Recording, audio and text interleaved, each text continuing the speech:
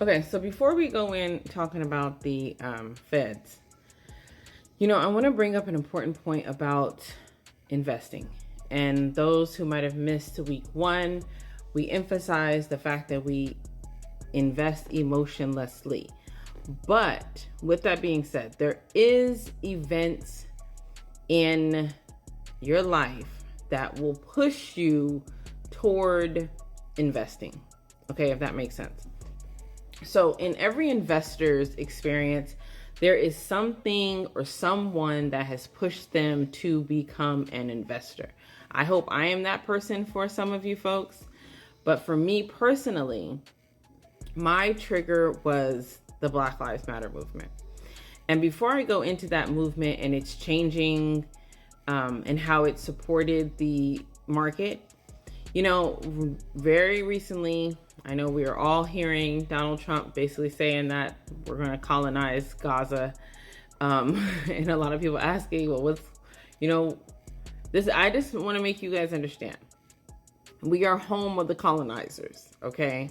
So think of this as an investment opportunity because none of you are able to change his mind, right?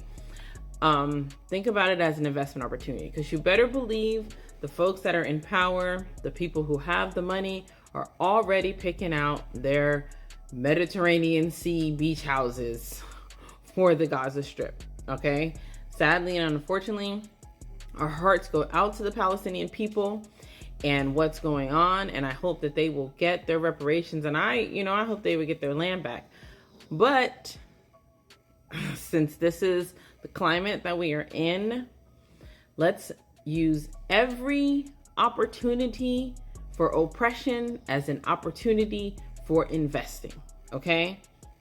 Hope you guys don't think that this is harsh, but this is the nature of thinking like an investor, particularly in times like this, okay? You don't want to look back on this 10 years when, business is booming out of Gaza, right? And everybody's going there for vacation all of a sudden and think, oh man, I should have bought a little piece of something, or I should have invested in a company, right? This is the time you guys do know that the Gaza Strip has a lot of oil pumping under there.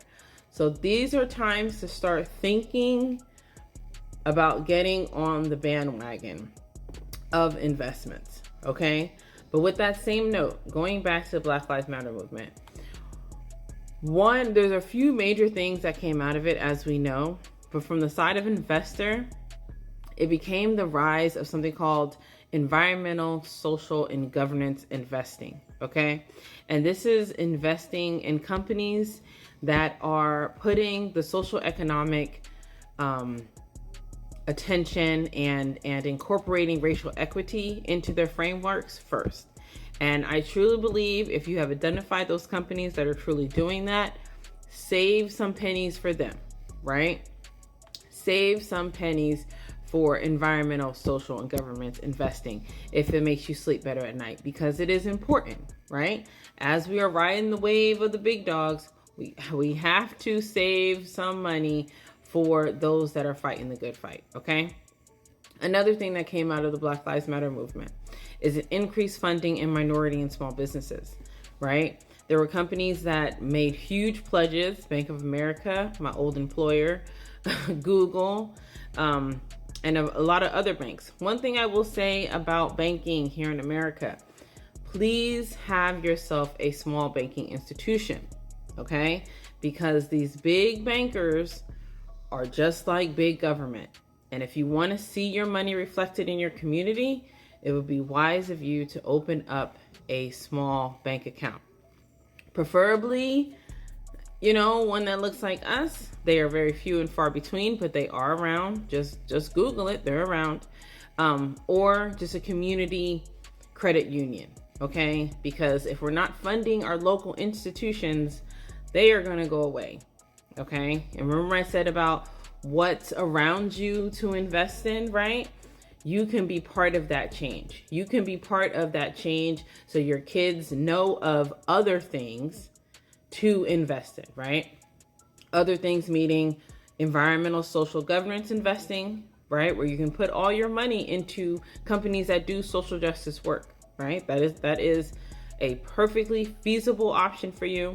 You'll find that their dividends are lower, their market caps are a little bit lower, and they move a little slower, but you can be part of the positive change, okay?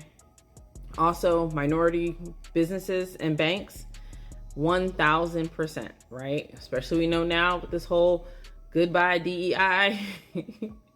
Well, you have to say goodbye to my dollars, right? So we need to be thinking of always investing in small and minority businesses.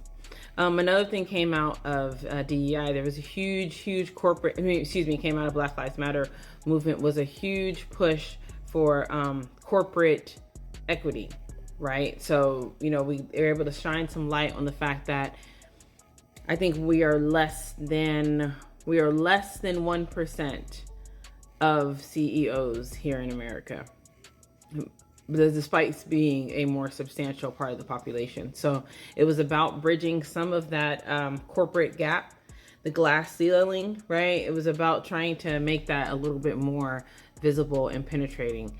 And as you know, widely, the community organizations and the community advocacy groups, that was definitely the time to put your money into small groups that are making changes right here in your community, okay? So I do want to have that note and talk about the fact that we are investors riding the train of the big wigs, but we cannot forget that there are those on a local and small level that always need our assistance. And if you're going to see, we're switching the mindset from being a consumer to an investor, right? So the ultimate switch will be to only consume small and minority business products while investing in big business, right? That would be the switch, because when the small and local become the big, you are already an investor. In the time frame when the bigs are big, you are still getting a rate of return. Do you understand? Please put in the comments that you understand what I am trying to get across to you, okay? Next video, we are going to talk about the feds. This is a difficult conversation because there is a lot of haterade with the feds, but they are an entity that you need to be very familiar. And when they speak, you need to listen, okay? So thank you. Follow. Once again, I'm migrating some of these videos over to YouTube at Investor Professor 25.